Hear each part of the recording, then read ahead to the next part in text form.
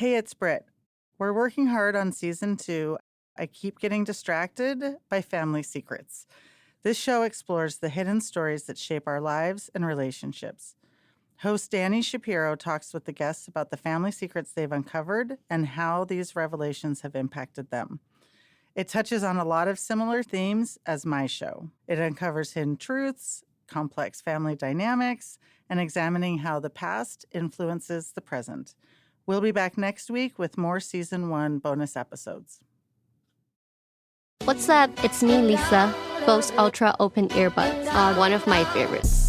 As a musician, sound is the most important part of the process. I've been so busy and always on the move, so if I can keep my music with me wherever I go, that would keep the inspiration going. The look of the Ultra Open Earbuds remind me of ear cups, so I would style it like an accessory. Check out Bose.com for more. Want to shop Walmart Black Friday deals first? Walmart Plus members get early access to our hottest deals. Join now and get 50% off a 1-year annual membership. Shop Black Friday deals first with Walmart Plus. See terms at walmartplus.com. Deep in the woods, it was ringing real good.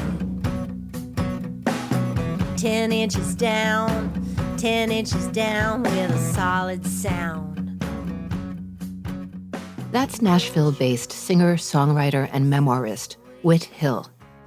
Whit's is a story of love, loss, tenacity, redemption, and the way secrets seep from one generation to the next without our knowing how or why until the lights finally blink on and we see what had been hiding in the shadows. And while finally knowing doesn't fix everything, it's a hell of a start. For my baby, but he doesn't want it, no, 'cause I dug it up.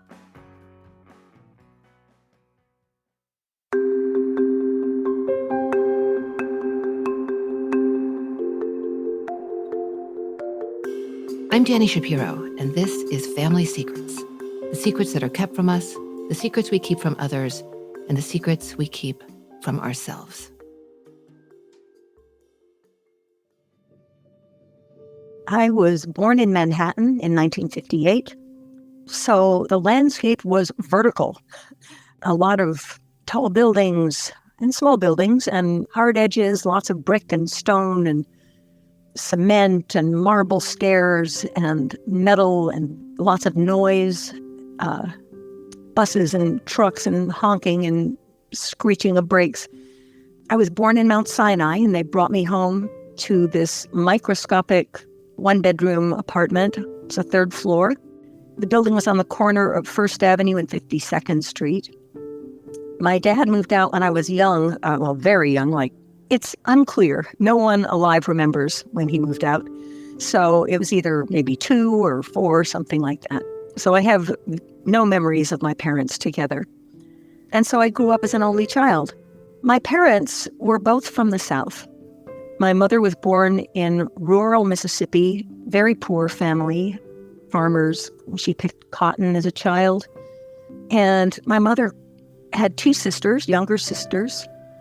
And little by little, they moved to Columbus, Mississippi, which was an upgrade from the totally rural setting that she was born into, and then got to go to public school. And she was very, very bright, but also kind of a tortured child. She felt very different, like she had been dropped into an environment that she was not fated for. She had great goals and aspirations.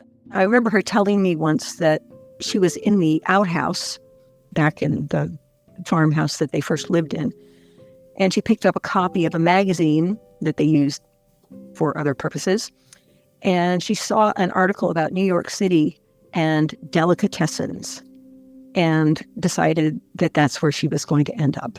And she just kind of zeroed on that, and she was very bright and got a scholarship to what was then called Mississippi State College for Women. No one had ever said, Marion, you should go to college, but she got a scholarship and graduated with a degree in speech, I think it was, but also did a lot of theater. And the minute she got out of there, she headed north and ended up at a summer stock in Massachusetts where she met my dad. And he, likewise, was from the South, well, from Appalachia. He was the son of Armenian immigrants who had come to this country to escape the genocide. My grandfather opened a saloon called the Sanitary Lunch. And my father was their first son. Then they had twin boys, one of whom died young. And at that point, my father's mother disappeared. She was always a troubled woman, according to what little my father remembers of her. How old was your father when she disappeared? I think he was 12 or 13, and his little brother was more like 8. My father grew up in coal country with miners in the saloon at night, and my grandfather selling moonshine and speaking Armenian upstairs in the little apartment that they lived in, and English the rest of the time. My dad, like my mom, was very smart, kind of different from everyone else, and was encouraged by a teacher to really go for it. He went to college at Concord College, got a theater degree, and started getting a master's degree, but ended up going to the same summer stock in Plymouth, Massachusetts that my mother went to in 1954. And the die was cast. I cannot get any information from my dad about how that happened or what sparked their relationship. But when the summer was over, they moved to New York City and got an apartment together and married. And very, very quickly, they were a couple. I think they probably got married because there was a cheap apartment that they found out about, and they took it. So they married in 1955. And it was 3 years before I was born. And you have no memory of the three of you together as a family before your father moved out? No, it's hard to say because even though I would imagine things were a bit tempestuous at the time of the break, they really pulled it together and were quite civil with each other throughout the rest of my upbringing. My father moved very close, just down the block. My mother could lean out her window and look to the right. My father could lean out his window and look to the left, and I could walk between their buildings. And so they really kept up appearances and were quite civil with each other, which was great. And so we did things together sometimes. There were times we all vacationed at the same house. Some family friends lived across the hall from my mother. Their names were Tom and Margaret Knight, and they became my godparents. And I thought of them as another set of parents. They were a childless couple, older than my parents, and just the best people. And I loved them so much. And they were very invested in me. And I ended up thinking of my parents and Tom and Margaret as being the four legs of my table. In my mind, that's how I saw them, that they were these four people that supported me and that I loved to distraction. And Tom and Margaret had a house, a little tiny cottage on Cape Cod. And when I was 3 years old, I started going there, sometimes just with Tom and Margaret, sometimes with my mother, sometimes with my father, sometimes all of us together. It was very progressive, considering what happened later. My life with my parents very much revolved around theater, but also any kind of creativity. It was quite clear to me from early on I would be some kind of performing artist. It was destined. And I say that from their perspective. And, happily, I was interested in that. How much of that was because I sensed their investment in me? But there certainly was a lot in me that responded to that. I was very comfortable on stages. They brought me on stages all the time. One of my earliest pictures of me is on a stage with some actors. I don't even know who they were. And I loved it. I loved the idea of theater and plays and music and dance. I always had music lessons and dance lessons growing up. And, I'm happy about that. Of course, And my mother in particular was extremely invested in that for me. I look back on it and it just seems kind of golden and just so cool how I was encouraged to do anything. If I didn't want to go to school because I wanted to write a short story about an avocado, I could stay home and do that. And she didn't care. And, I'd finish the story in like 15 minutes and watch TV the rest of the day and nobody would know. And the same with my dad. They were just very encouraging of my interests. That said, things in the apartment with my mom were, this is a hackneyed word, but complicated. She was a very anxious person. She was moody. How much she drank, I'm not sure, but there were many trips to the liquor store. And she could turn on a dime. There could be, bluebirds and rainbows one minute, and then just coldness and abuse. She was physically really abusive to me at times in ways that it's really difficult for me to even describe. And it was incredibly scarring, emotionally scarring, and confusing because this was somebody I loved and I just felt so accepted by. And so I remember going off to college and telling my roommate and my friends at college, oh, my mom and I are so close. It's like we're one person in two bodies. And I thought that was great. I thought they'd be jealous of me or something. And everybody just looked at me like there was something wrong, which of course there was something very wrong with that.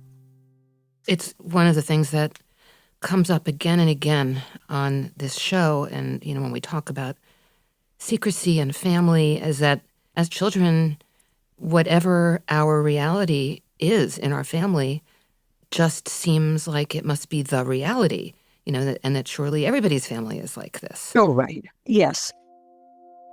When I'd go and visit my friends that had both parents at home, and they'd all sit around the dinner table together and read stories while the kids ate, and I was like, my eyes were wide open. It was just like, wow, this is this thing that happens. And I never was jealous. It just was so different.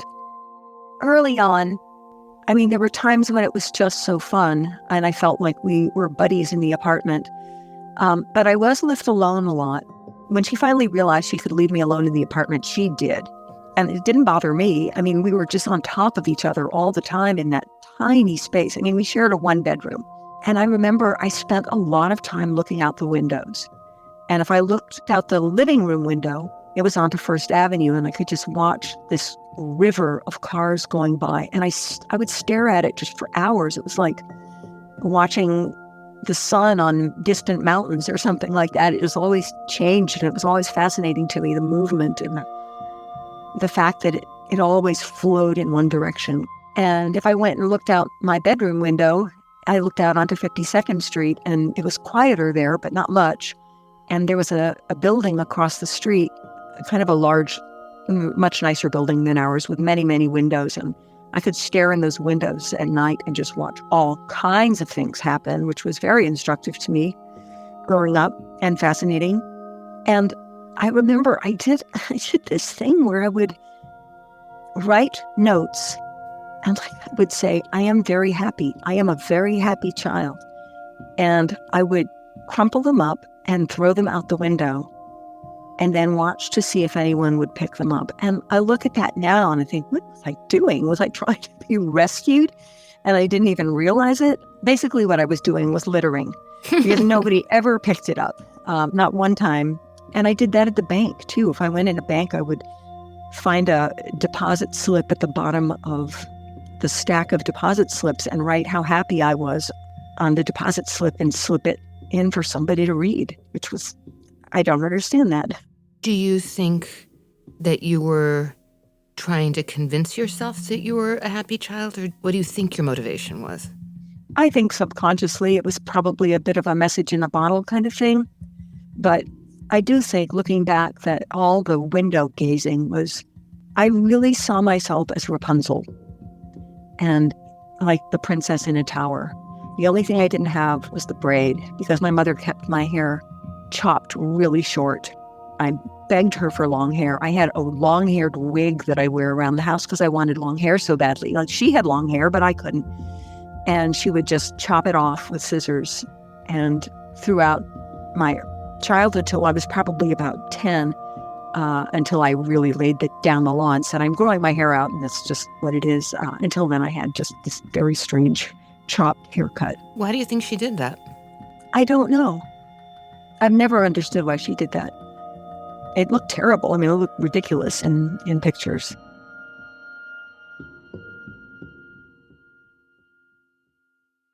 Whit has taken on the role of the observer, as only children often do.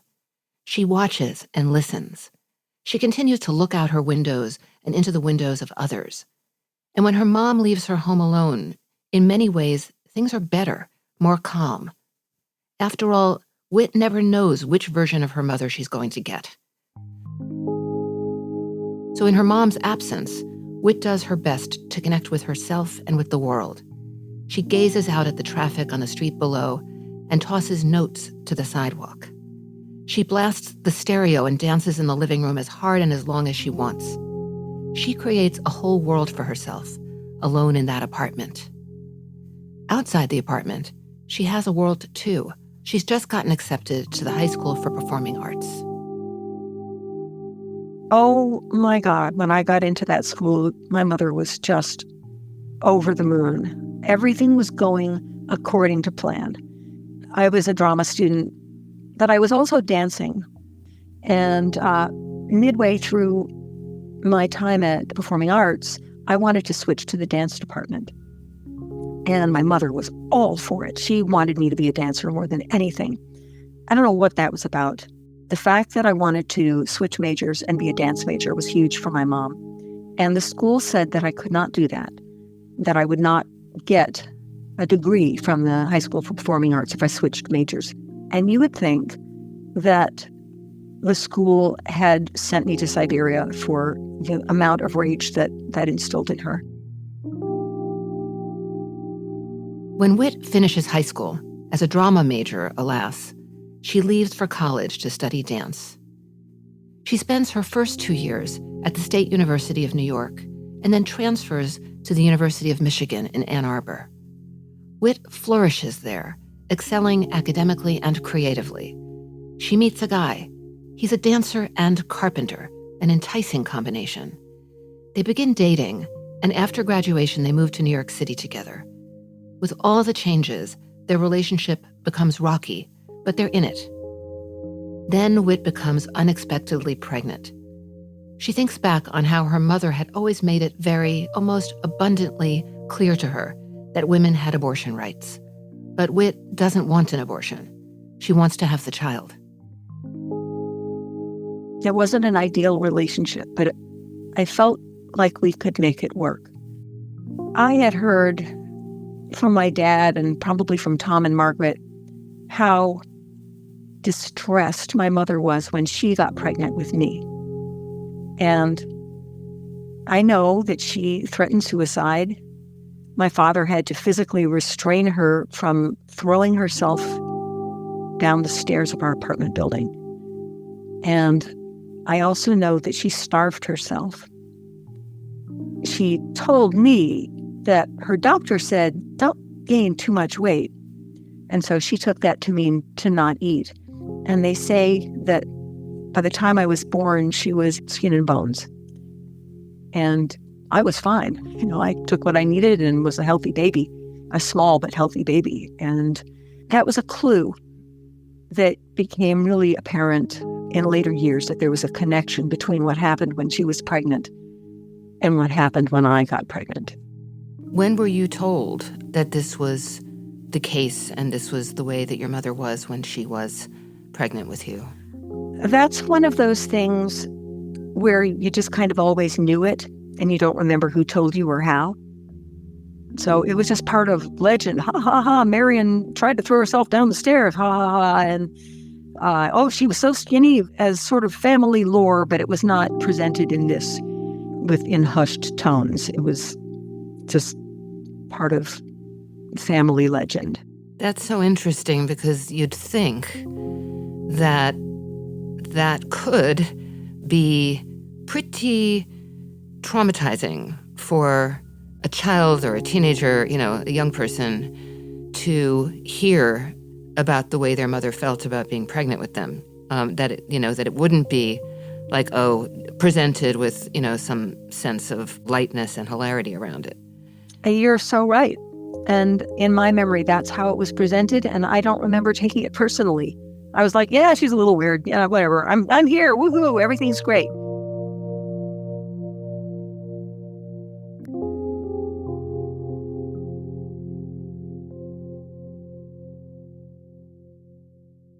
It's September 14th, 1980, the day of what Whit now calls the telling. The day she tells her mother the news of her pregnancy. It's a beautiful day, and Whit takes the train up Lexington Avenue and walks the same blocks she's walked thousands of times, from the subway station to the apartment she grew up in with her mom. But despite the familiar steps, a sense of foreboding weighs her down. And I told her I was pregnant, and it hung there in the space, and all the cars and the trucks are zooming by, and the whole world is completely unconcerned about what's going on in here. And I remember she was standing over by the window of the doorway to the kitchen, and she just turned to me and she said, "Get it taken care of." And I knew what she meant. And I said, "No, we're not going to do that. I don't want to. It's going to be fine. We're going to get married, and we're going to move to Cape Cod." And we had already planned to move to Cape Cod and renovate this old theater. And that plan was in the works, and we were so excited about it. And so I said, "That's what we're going to do, and it's going to be fine. Don't worry. We're going to get married." And she said, "You're going to be barefoot and pregnant on Cape Cod." I said, "No, I'm not. It's going to be fine, And it was just like talking to a snarling dog. It was terrifying. She was like a frozen human. And then she said, "Then there can be nothing more between us." And I don't remember anything after that. I guess I grabbed my bag and went to the door and went downstairs, and I walked to 2nd Avenue, and then I walked to 3rd Avenue, and then I turned right, and I went down in the subway and went back to Soho. And I remember calling my aunt. My mother had these 2 magnificent sisters who I just loved. And I called my Aunt Celia, and I was crying and saying, telling her what had happened. And my Aunt Celia said, "Oh, honey, of course she's shocked right now, but she'll be fine. She'll get over it. It's going to be fine." And I really took that to heart. And it wasn't fine. It was never fine after that. Perhaps she just needs some space, Whit thinks. And thankfully, that space is filled with the support and love from others. Whit's dad is over the moon, optimistic as he's always been. Tom and Margaret are thrilled too. So hard as it is, Whit doesn't reach out to her mom. She lets it rest. Some weeks later, one of Whit's medical bills, of $20, is routed to her mom's apartment, as her mom still has Whit on her insurance plan. Soon after, Whit receives a frosty note from her mom with the bill attached, saying, "If this is the way things are going to go, you're going to have to pay your own bills." Whit is struck by her mom's tone, but of course, she'll take care of the bills, not a problem. And yet, the problem, the big problem, persists. In the fall, Whit and her boyfriend decide to get married, despite the fact that their relationship is still unsteady. It's a small affair, just friends, her dad, Tom and Margaret, and her future mother-in-law. After the wedding, the 2 moved to Cape Cod, to the same town where Tom and Margaret had their summer house. It's a place that I loved. It's this town called South Yarmouth. We rented this little old house on Main Street from the 1800s, and it was just beautiful. I love old things and old houses, and it had those shiny, wide pine floors. And he sold the loft, he sold the fixtures to the loft, and he moved up a couple of months after me, and we just sort of settled in. In May of that year, I had this baby in the house with my husband and a college friend who took the train in from Boston, and it was fantastic. It was magical. And, through this entire gestation period, I wrote to my mom constantly. I thought, I'm just going to keep writing and pretend everything's okay. She's got to wonder how I'm doing. I wrote all these little chatty little letters about, and then we went to the movies, and then we went for a walk on the beach, and the baby's growing, and I can feel her kicking, all the stuff that you would write to a mother. And I just sent them out into the world. And sometimes I'd say, I don't even know if you're reading these letters. If a tree falls in the forest, does anyone hear it? And, ha, ha, ha, and just keeping it light and talking about how I felt and how much I missed her and that maybe we could work it out. And so many letters. And she never answered them. It's so interesting, Whit, the parallel between throwing those notes saying, I'm happy, out your window as a kid, into the void. Yes, you're so right. I never thought about that. After the baby is born, the new family of 3 moves back to Michigan, where Whit's husband goes to graduate school, and Whit falls absolutely in love with motherhood. She's living a rich and fulfilling life that combines being a mom, the very thing her own mother abhorred, with eventually returning to dance, teaching classes, and founding her own dance company. She's actively making up for the loss she's experienced with her mother, adapting to a new life without her. In 1986, she has another child, a boy named Sam. And all through this, I'm writing to my mom and also going to therapy, a lot of therapy. I couldn't afford anything, but I paid for that therapy. And the therapists uniformly were horrified, which was gratifying to me. I would have been upset if they'd say, just get over it. No, they were like, what happened? She what?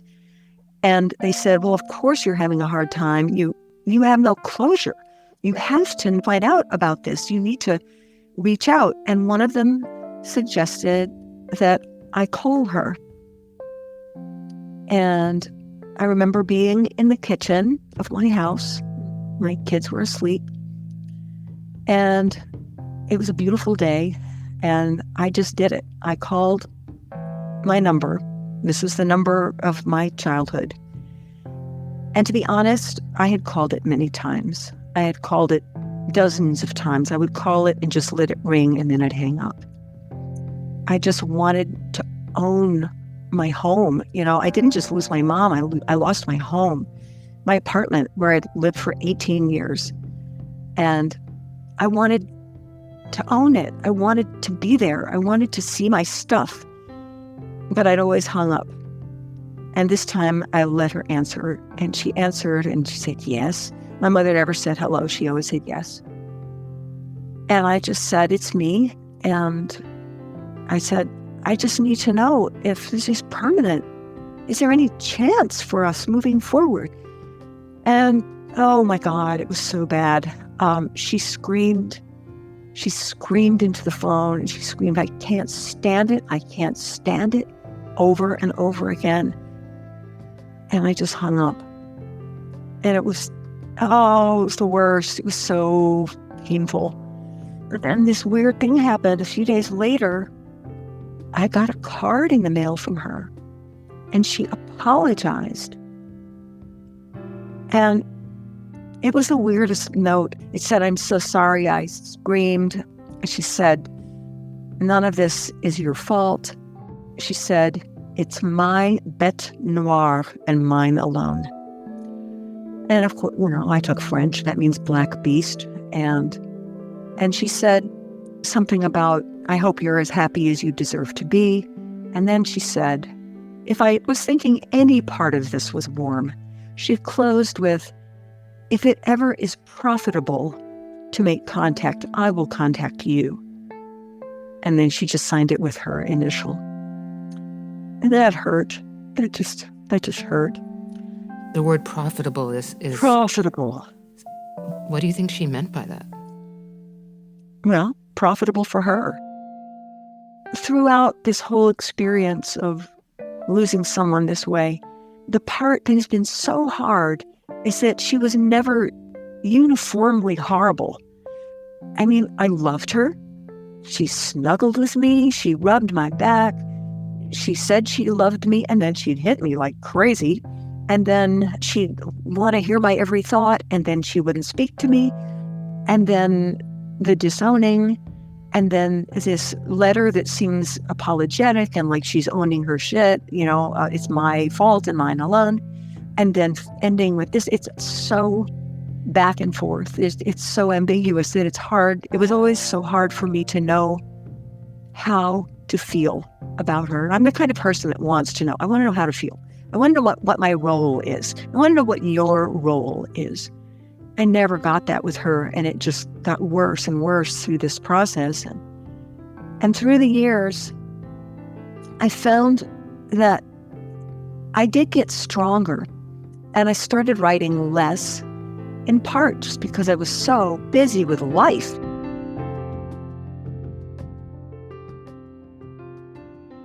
I want to take a minute and talk about hormone harmony. It isn't just for menopause, even though I was thrown into that last year. Finding a product that helps regulate my symptoms has been so crucial. Whether it's hot flashes, night sweats, or those racing thoughts and low moods, I've been able to use Hormone Harmony to help me feel like myself again.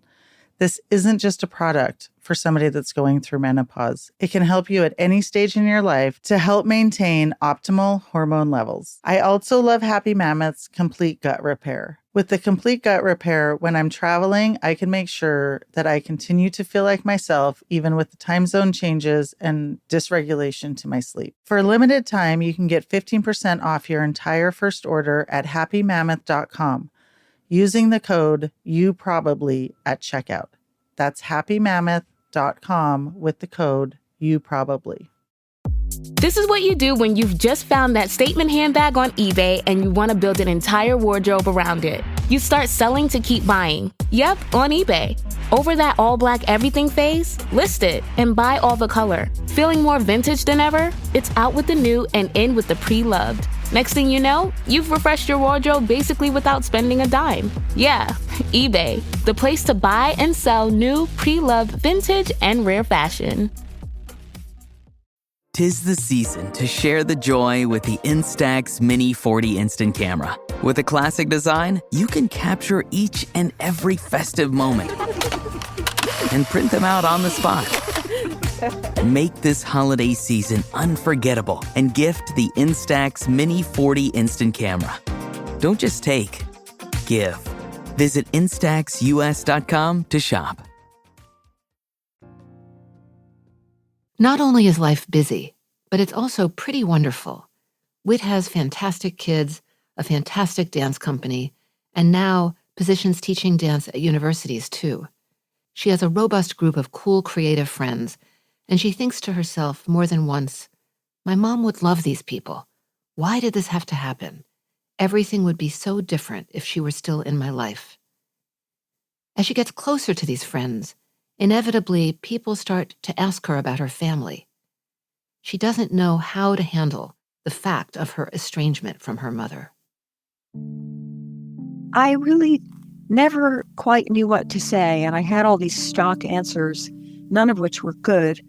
And one of them was, oh, yeah, she lives in New York. Change subject immediately. Another one was, yeah, my parents are divorced and, we're not terribly close. Change subject immediately. And then sometimes I'd say, yeah, she lives in New York. I guess you could call it living. And that would shut the conversation down. It was a little hostile, and I didn't know which one was right. And it really put me in this kind of awful situation to have to answer that question.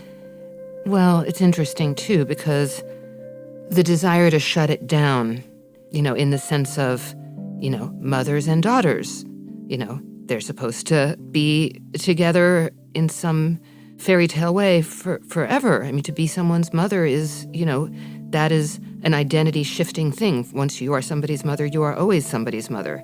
Right.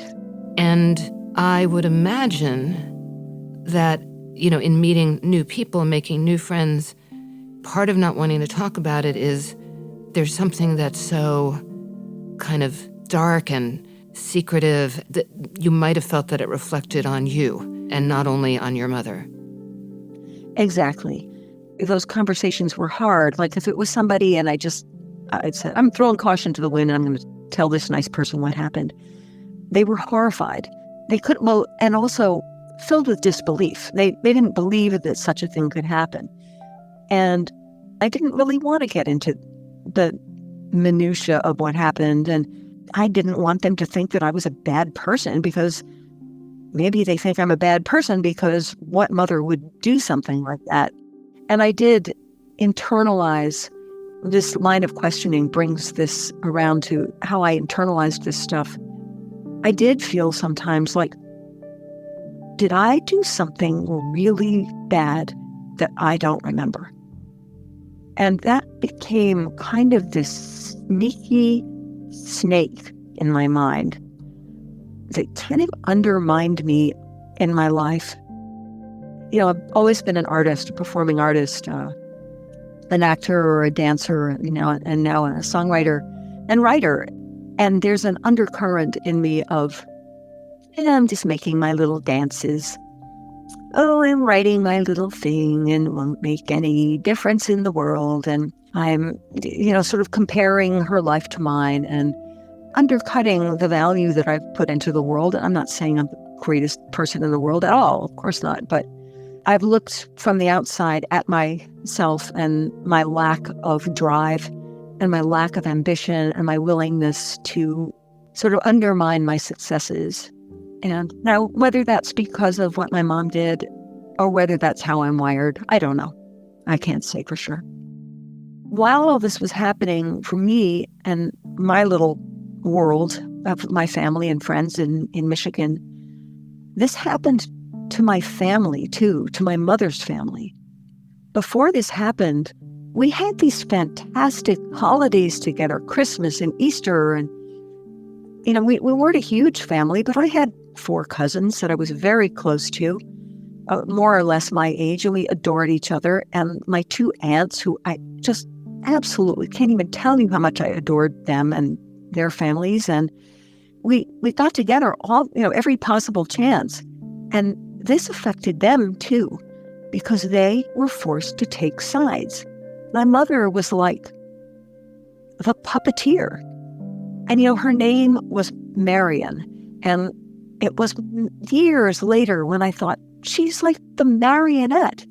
And she's like this grand puppeteer telling everybody in our family how to behave. She shut down any mention of me. And she's a powerful personality. Everybody felt that. She's the kind of person who walks in the room and you feel her power, and positive or negative. And everybody was a little scared of Marion. And so nobody wanted to bring me up. If there was going to be Christmas down in Baton Rouge one year, I might get a very cautious little phone call saying, just so you know, your mom's coming down this Christmas. And I thought, okay, well, I won't come. And that was painful. I hated that. I didn't even get to go to my grandparents' funerals. I volunteered to not go. I didn't want to make a scene. I thought, they're her parents. She gets the custody of the funerals. These ridiculous decisions that had to be made. And everybody was just trying their best to keep the peace.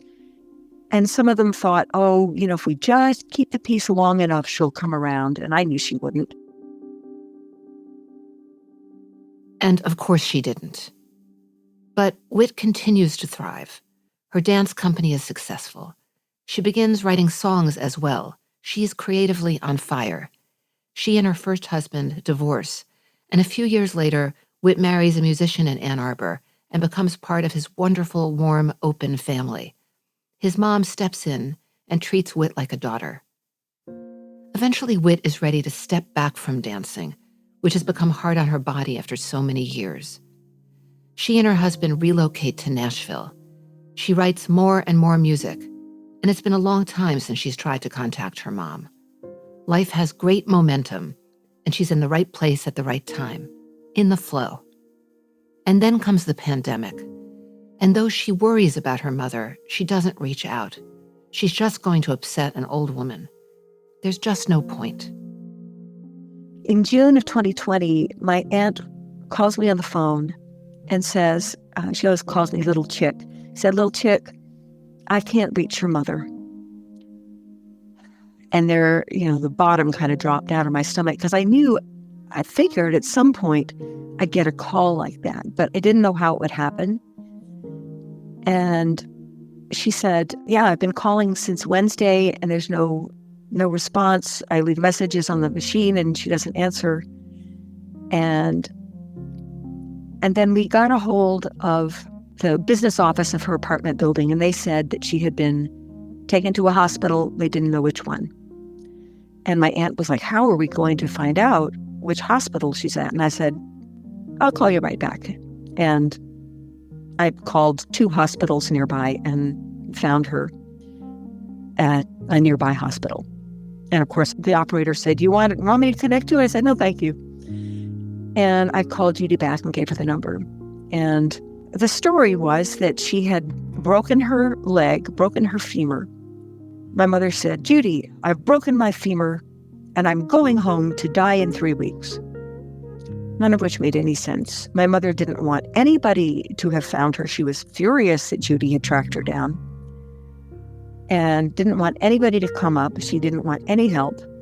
But little by little, word came out that she had had cancer for years. Nobody knew about it. And she had broken her hip or her leg. And she probably was in her last weeks or months. She worsened. She came home to be cared for by a woman who cleaned her house. That's the only person she wanted with her. And I immediately go into this, I could help. Maybe I could help in some way. And just my brain just kept going, what can I do? And then, Whit, you're not involved. You're not involved in this. But maybe I could, she loves tomato sandwiches. Maybe I can arrange to have a really good tomato sandwich sent to her apartment. And then stop. That makes no sense. No one is going to send, it's a pandemic. No one's going to bring her a sandwich. Just these crazy thoughts of wanting to ultimately know what happened, be forgiven, be spoken to, be involved in some way. And it was a strange place to be, just liminal place between being a daughter and a nobody. And as she worsened, her attorney contacted me. And he knew about this disowning. And he didn't have to reach out to me, but he did, but didn't really tell me very much. She died on July 23rd in her apartment with her housekeeper. And my Aunt Judy called and told me, and I cried a very particular cry. I was in my 60s, and I just felt like a kid, abandoned all over, which is ridiculous, but, you feel what you feel. Yeah, it doesn't strike me as ridiculous at all, because you were that kid. All of those selves are always alive inside of us, and you never got closure. And the idea that there could possibly be closure was always there, even as this most remote possibility while she was still alive. And that died with her. Yeah. The lawyer, bless him, he went over to her apartment and said, you really need to talk to your daughter. And would you like to talk to her? She's ready to talk to you if you like. And she just wouldn't even respond to him. And at that point, I just said, Mike, that was the lawyer. I said, Mike, just let it go. It's not going to happen. And, I had pity for her at this point. She's suffering and dying, and I didn't want to make it worse for her. So, of course, I'm not going to push that. And then came the realization that she had remembered me in her will, and that my aunt and I had full custody of all her belongings. Her entire apartment, which was filled with beautiful antiques and art, paintings and silver. And a few months later, my husband and I were we were visiting my dad, and I got a call from the attorney that he had made arrangements with the superintendent of the building to let me into the apartment.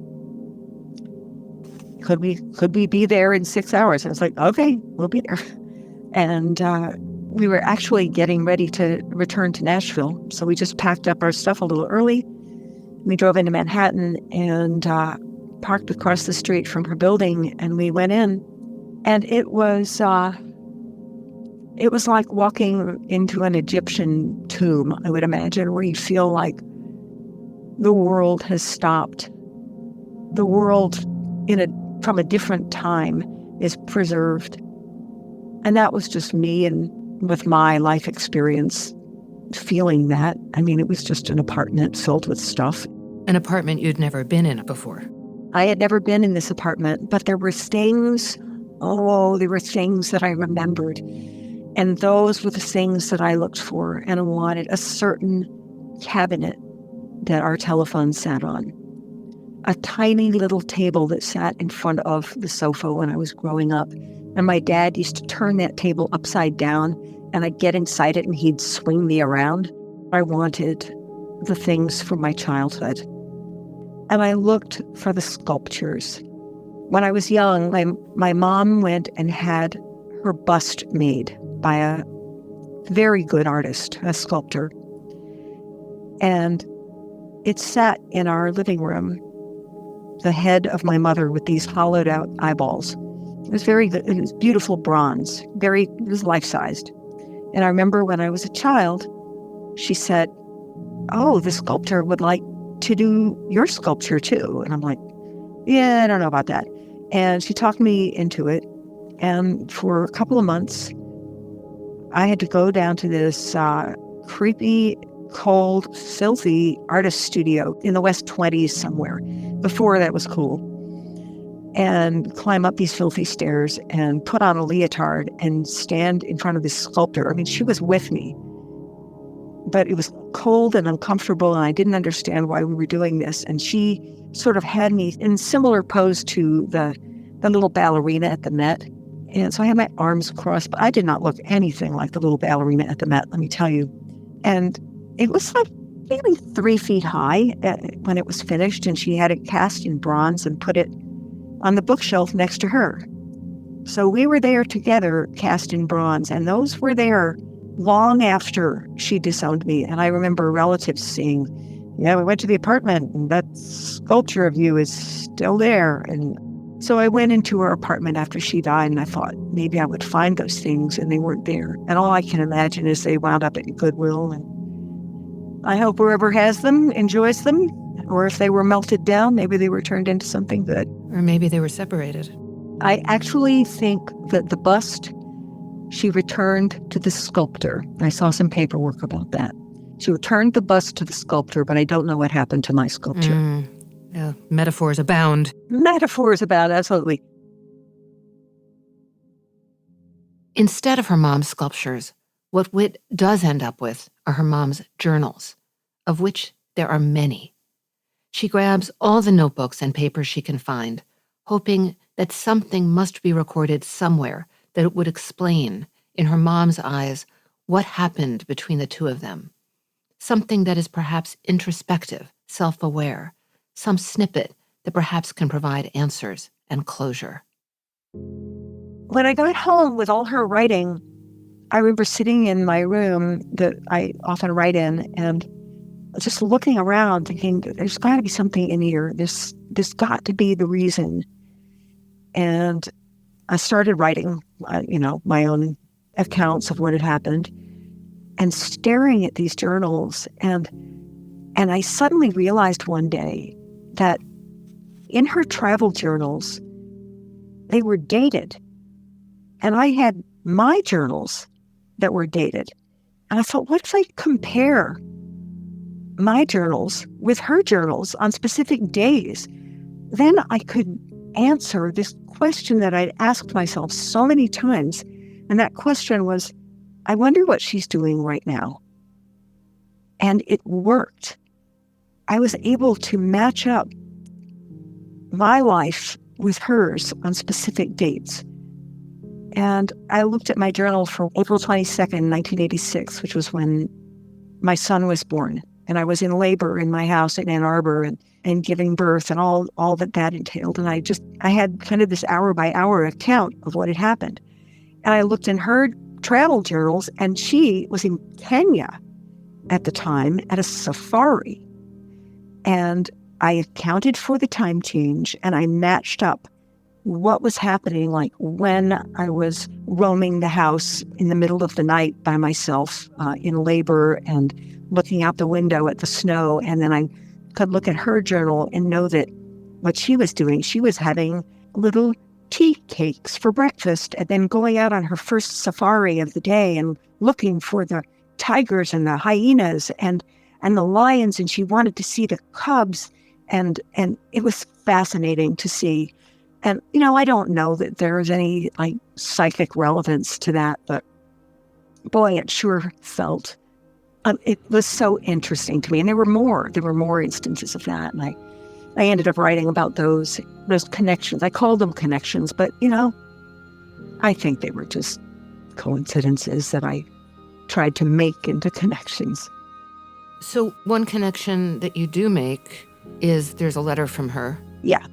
So my mother's belongings were brought to a storage facility in Alabama. And my cousin, while going through a desk drawer, found a letter, actually more like notes for a letter to me. And they're dated November of 1980. So just a short bit after the separation. And my cousin made a PDF of the document and emailed it to me. And in the email, she said, "Cuzzy, this is going to be painful, and I'm so sorry." And I knew that this was going to be bad. And in this document, which is torn and tattered, and it's really just notes, scribbled and also typewritten notes, but she's trying to explain what happened. And there's a lot, but the part that I found really, really interesting is this, and I'll just quote a little bit of it. She said, "Your recent choices have disappointed me and distressed me acutely, but that's none of my business. But that's only one level of my problem, the outer crust. My deeper problems have to do with, if you will, a psychological warp, the origins of which are vague, buried under nearly 50 years of fears, denials, confusions, ignorance regarding pregnancy and birth. And the bottom line adds up to a response of passionate, hysterical revulsion. Since the time of my own pregnancy, of which yours is turning out to be a replay emotion-wise, I've obviously known something was wrong, perhaps unconsciously. I believed and hoped you would make other sets of choices so that I'd not have to deal with it. The clincher. I now wade into the ever deeper, darker. Maybe I never loved you. All my life with you as a mother was a performance designed to atone for never having wanted you, an attempt to make good. At the same time, a desperate attempt to make you so informed, aware, sophisticated, if you will, that you should never face the 9 months of sheer hell my ignorance and fear brought me, to make you different from me. There's so many layers to that. Yeah. So many. And one thing that strikes me is that you were different from her. Earlier in our conversation, when you quoted her as saying something like, now you're going to be barefoot and pregnant in Cape Cod, the thought that went through my mind was, and what's wrong with that? Of course. Right? But I know. for her, it was a nightmare. But for you weren't her. You weren't her.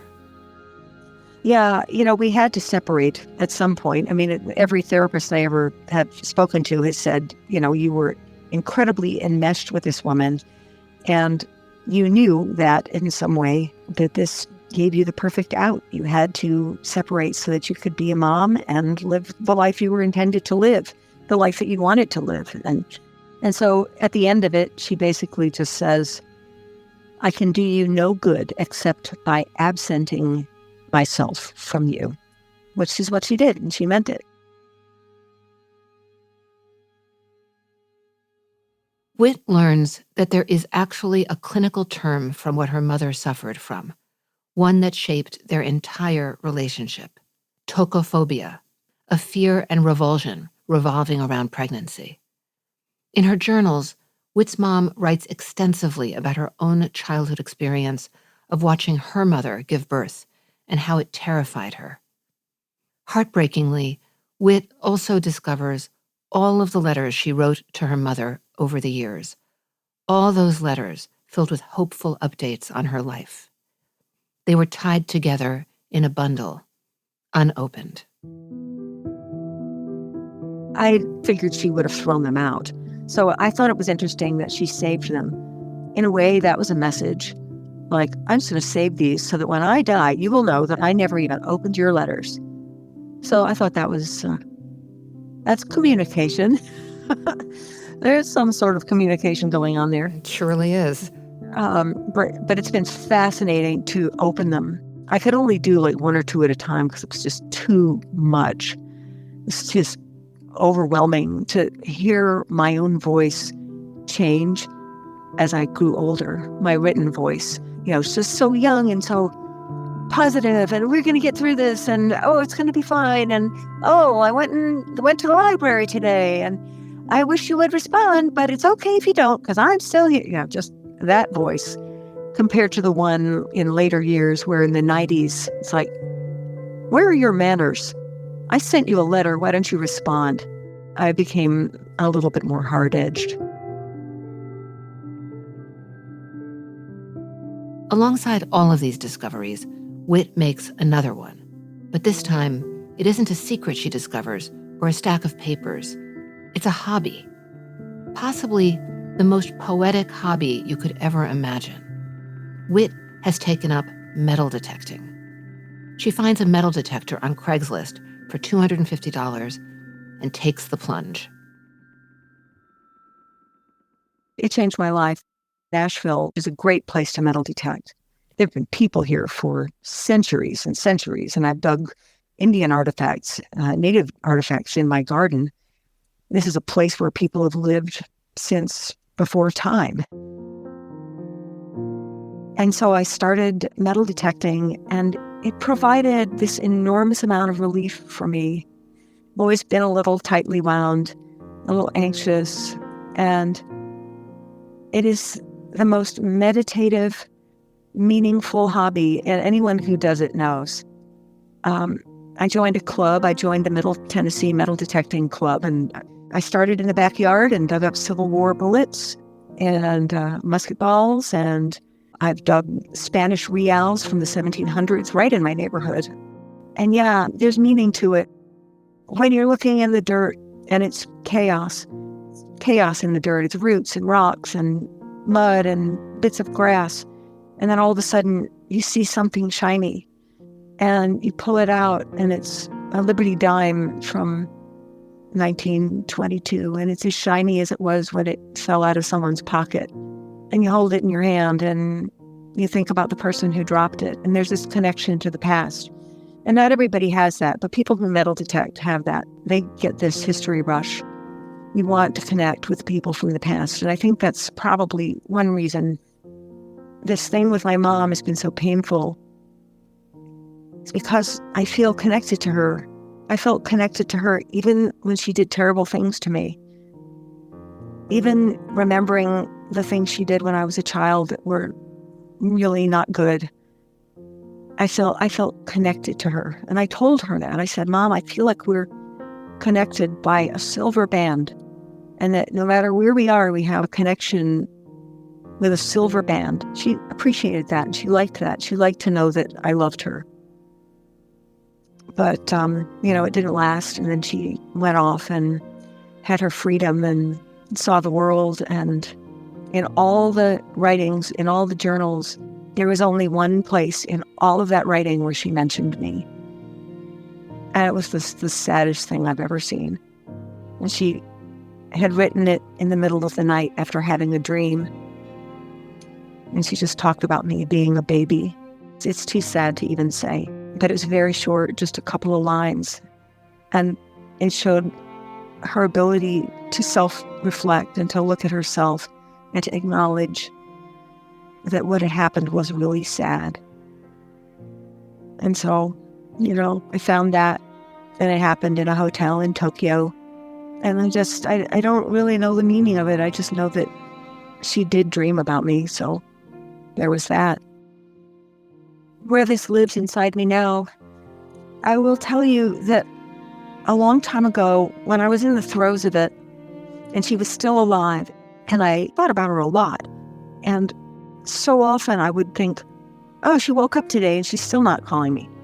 Even the thousands and thousands of days later, I'd still think that. And it would hurt.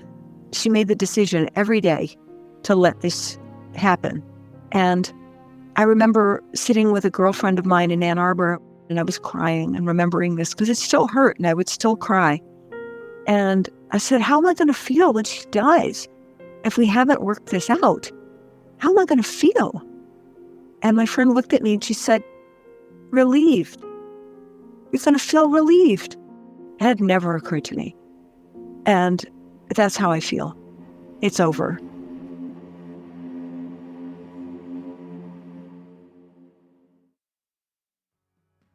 Silver dollar, you're so sweet. I'm gonna take you home with me. I dug it up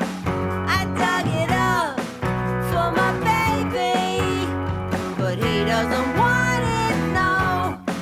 He says go wash your hands. Look what I found. Family Secrets is a production of iHeartRadio. Molly Zakur is the story editor, and Dylan Fagan is the executive producer. If you have a family secret you'd like to share, please leave us a voicemail, and your story could appear on an upcoming episode. Our number is 1-888-SECRET-0. That's the number 0. You can also find me on Instagram at Dani Writer. And if you'd like to know more about the story that inspired this podcast, check out my memoir, Inheritance.